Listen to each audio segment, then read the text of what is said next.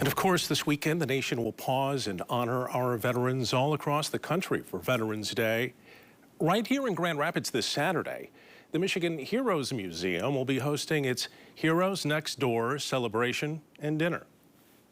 Joining us in studio tonight with more on this event, Brandon Mineth, board president of the museum, and Brian Hauenstein, program chair for Heroes Next Door. Gentlemen, thanks for joining us tonight. If you recognize Brian's last name, that's because he's the grandson of war hero, businessman, and philanthropist Ralph Hauenstein. His impact still felt in West Michigan to this day. Again, guys, thanks for coming in tonight. Brian, talk about the event Saturday night. What do you guys hope to do? So really hoping to accomplish a couple things, Brian. This is the first time that the Michigan Heroes Museum has held such an event in West Michigan, primarily to create an awareness in West Michigan of the great heroes that live here amongst us, much like Jerry Ford, my grandfather, many others, countless others. In fact, we have James McLuhan, who is a Medal of Honor recipient, that will be one of our guest speakers from right here in West Michigan.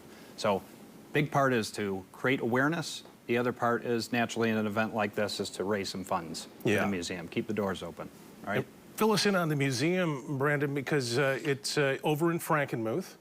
The museum is physically located in Frankenmuth, and our mission is to tell Michigan heroes' stories.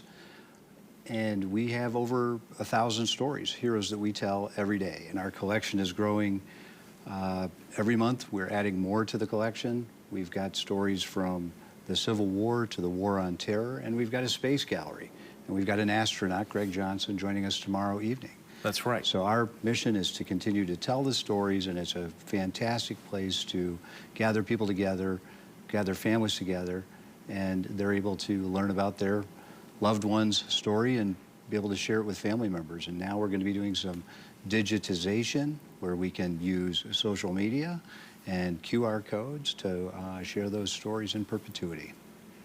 It's important to keep those stories alive, and sometimes you lose the human element when you just read about these things, and this is an effort to kind of make it a living history. Absolutely. This is really, for me, this is why I'm on the board of the Michigan Heroes Museum, because I felt like my grandfather's story, which lived at the Grand Rapids Public Museum for a year and was so well received here in Grand Rapids, needed a place. It needed a place to live.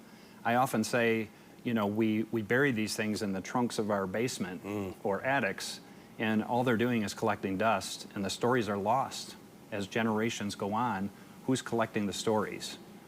Yeah. So the event is Saturday. It's down at the JW. It's my understanding it's Correct. A sold-out event. Sold-out event. And a big one, too. You said maybe the biggest that they've had for Veterans Day in town. 630 people will be in attendance there. We have sold out as of about 3 days ago. So next year, if we did this again, we would certainly make it bigger. But, yeah, we had to cut it off at some point. So. Yeah.